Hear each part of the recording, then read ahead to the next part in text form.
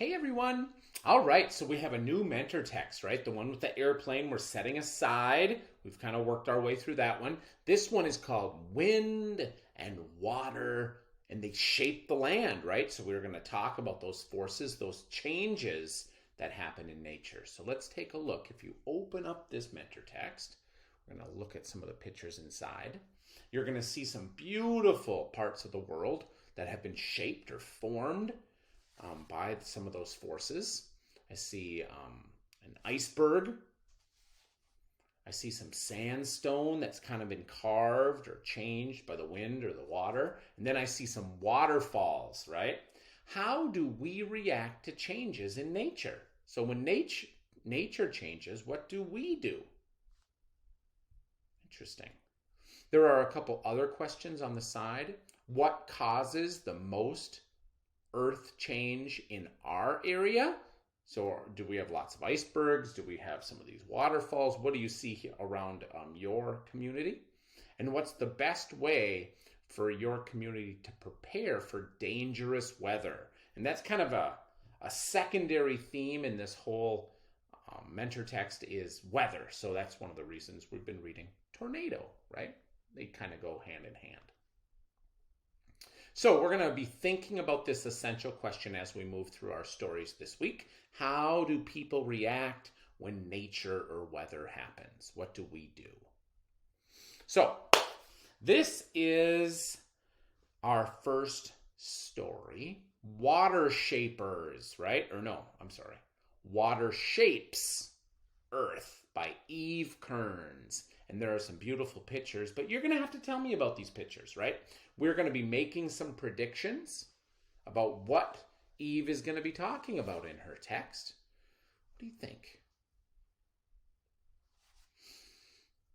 This is one of the most beautiful canyons in the world. It was created by this river, the Colorado River. It's found in Arizona. It's called the Grand Canyon. And my guess is if we're going to be talking about how water changes the earth, canyons are a great example. So Eve is probably going to explain that canyons are part of that change. Yeah. Minnesota has one of the most famous rivers in the United States. We have the Mississippi River. We also have many other rivers. But rivers do a lot of change too, right? Now, we just talked about the Colorado River making a canyon, but they could also make islands. I've seen that happen around rivers. I've seen them kind of change the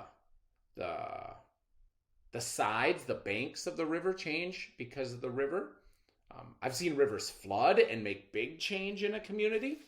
So interesting ideas there. This picture is kind of hard to tell. It looks black and white, and it looks like rain maybe, right? So think of flooding or thunderstorms and how some of that water can change the land around you. And then I wanted to bring this up because it's not related to water, right? It's still changing or shaping the earth, but maybe it's doing it in a very quick, in a very dramatic way, right? It flows kind of like water. Does anyone know what this stuff is called? Yeah, it's called lava. And it's a liquid, at least when it's super hot. As it cools, it actually changes back into a rock, right? Yeah. So we'll be talking a little bit with Eve about lava, but mainly about water and how it changes or shapes the earth. This is our story. I'm just going to read it with you now. Water Shapes Earth by Eve Kearns. 2/3 of Earth's surface is covered by water.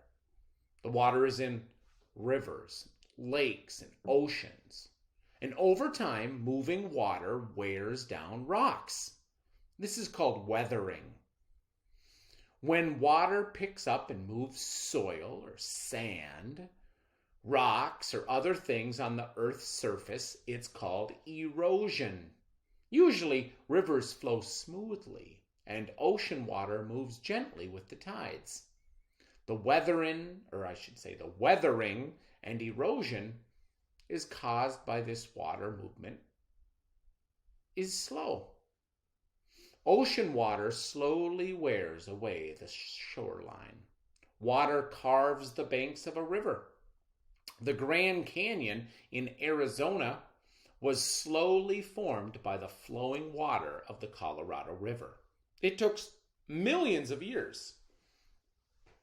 Sometimes water changes the land quickly. Storms can bring so much rain that rivers or lakes overflow. The water runs over the land. This is called a flood. Fierce storms can cause extreme tides, which also flood the land. Floodwater pushes things in its way, including rocks, pushes soil and sand. The land is shaped by floodwater. Quick change. The shape of Earth's surface usually changes slowly, but some changes happen quickly. When a volcano erupts, magma, a hot liquid rock from inside the Earth, comes out. The rock becomes lava, liquid rock on the surface of the Earth. Cool lava creates all kinds of rock formations. The ones you probably know best are called volcanoes.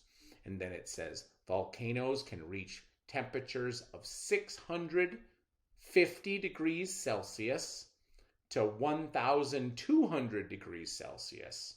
And that's even hotter in the Fahrenheit scale, 1,200 degrees Fahrenheit, all the way up to 2,200 degrees Fahrenheit.